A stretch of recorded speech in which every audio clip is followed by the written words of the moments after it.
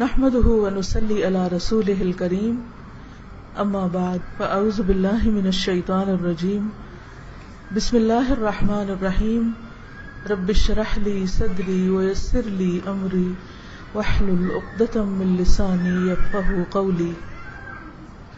بچوں کی آوازیں سن کر ایک بات مجھے یاد آ رہی ہے کہ بچوں کی تربیت میں ماں کا کتنا بڑا کردار ہے، اور آپ سب اس وقت میرے سامنے خواتین موجود ہیں جن میں سے بہت سی مائیں ہیں یا آئندہ بننے والی ہیں۔ جب میں کسی بچے کو روتا ہوا سنتی ہوں تو مجھے پہلا خیال یہ آتا ہے کہ اس کی ماں کی توجہ اس کی طرف نہیں، کیونکہ اگر ماں بچے کو توجہ دے تو اسے چیخنے کی ضرورت ہوتی نہیں، وہ صرف اس لیے چیختا ہے کہ ماں مجھے دیکھو، میری طرف توجہ کرو۔ آپ کیا کہتے ہیں؟ بچہ کیوں چیختا ہے؟ کیا چاہتا ہے؟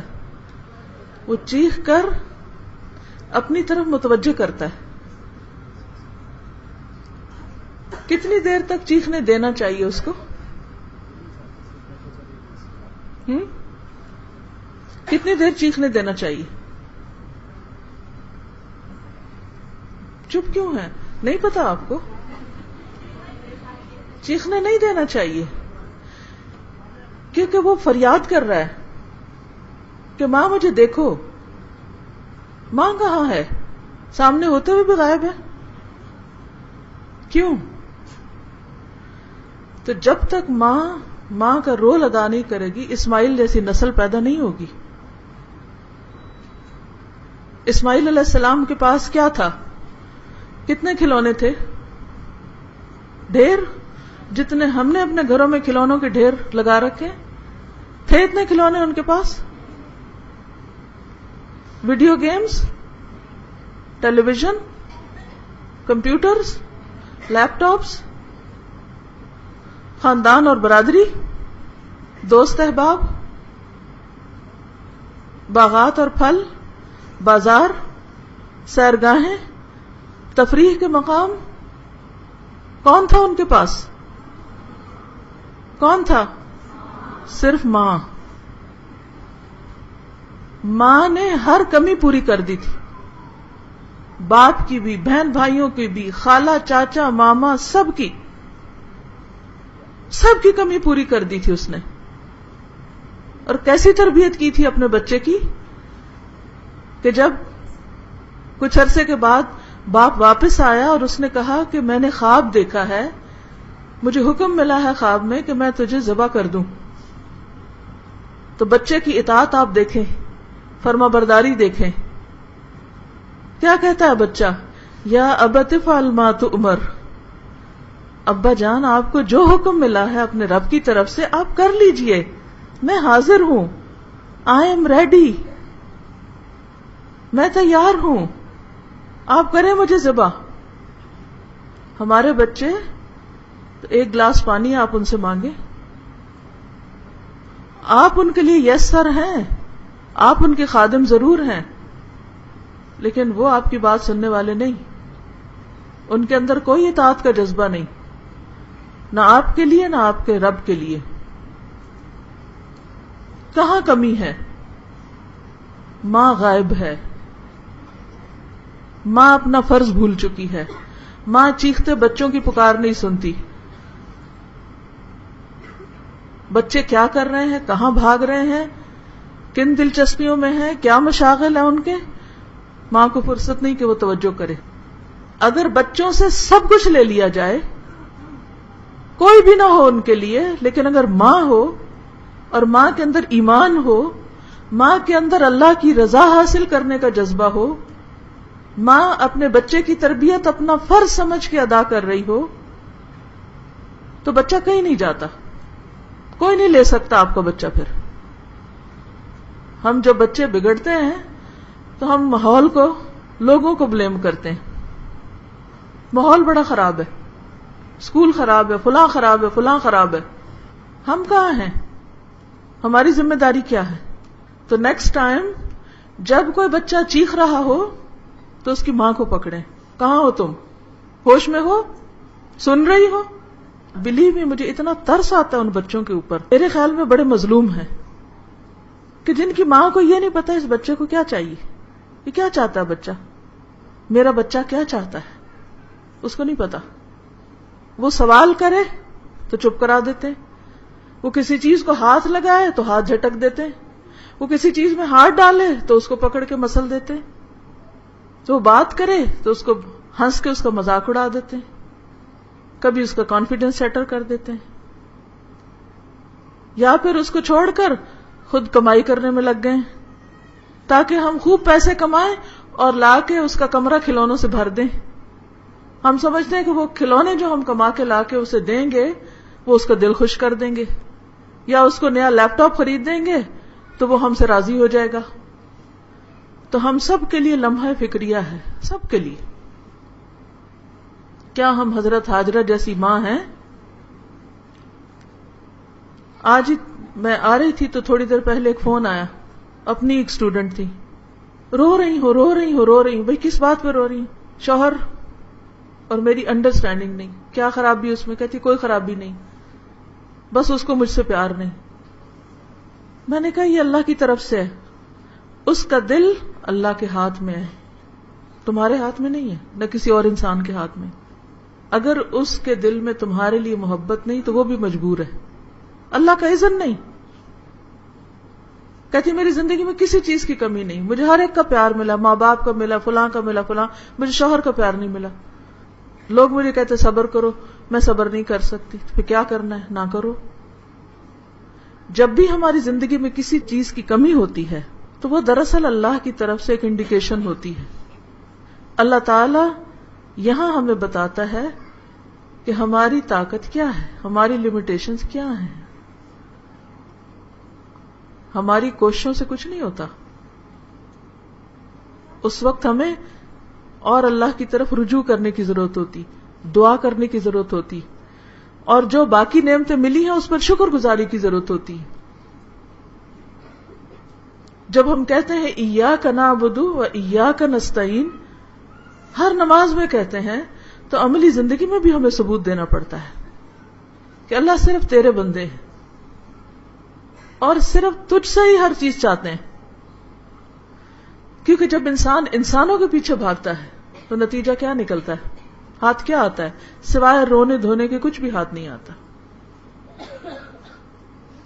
کوئی کسی کے دل میں اپنی محبت نہیں ڈال سکتا. لیکن جب انسان اللہ سے سچی محبت کرتا ہے تو پھر اللہ بھی اس بندے سے محبت کرتا ہے. اور جب اللہ کسی بندے سے محبت کرتا ہے تو اللہ تعالیٰ جبریل علیہ السلام کو بلاتے ہیں اور اس کو بتاتے ہیں کہ میں فلاں بندے سے محبت کرتا ہوں، تم بھی محبت کرو. وہ محبت کرنے لگتے ہیں. پھر جبریل علیہ السلام آسمان والوں کو پکارتے ہیں، کیا آسمان والوں، اللہ فلاں بندے سے محبت کرتا ہے، تم بھی کرو. پھر وہ محبت زمین پر اتار دی جاتی.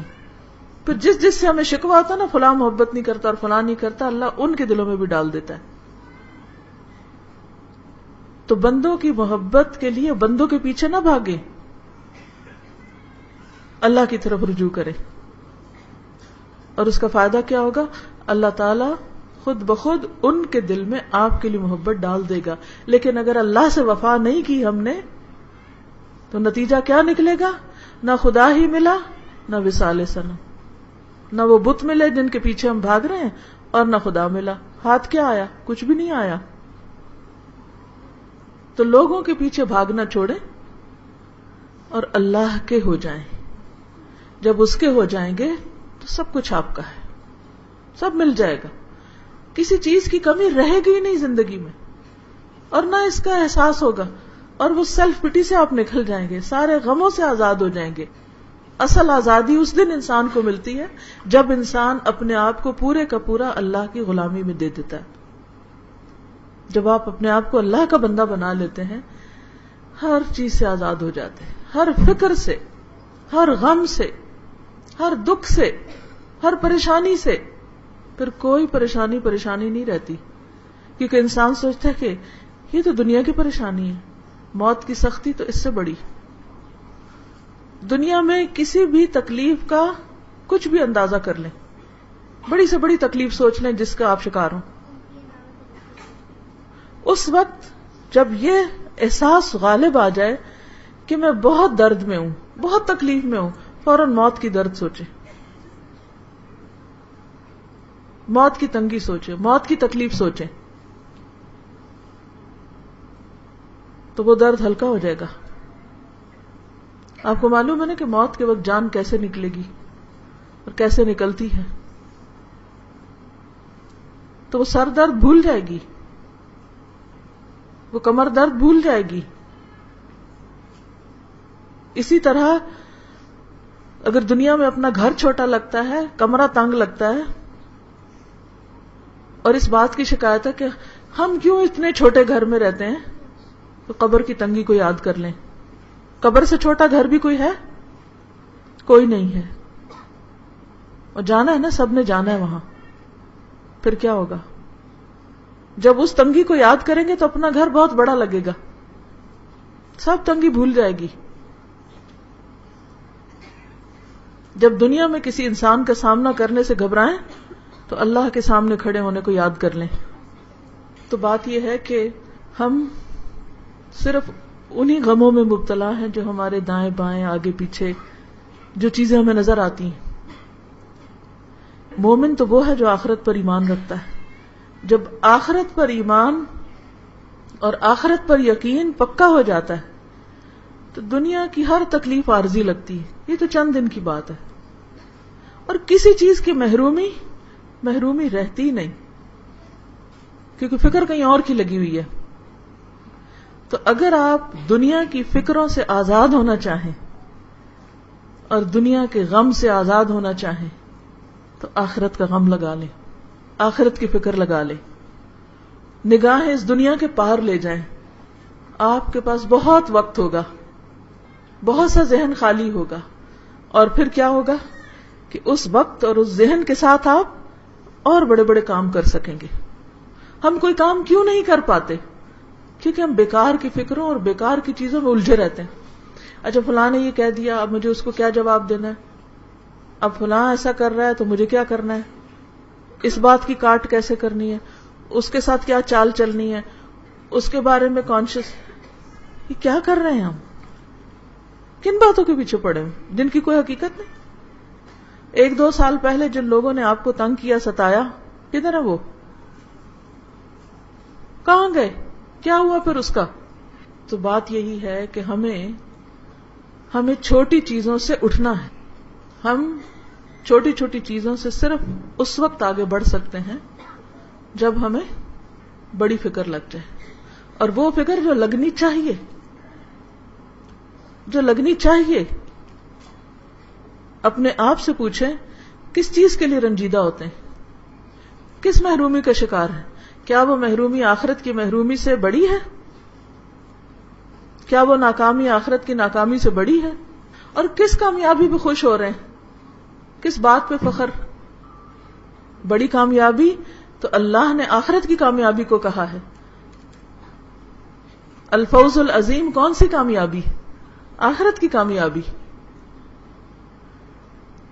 تو ہمیں اپنی سوچ کے پیمانوں کو بدلنا ہوگا.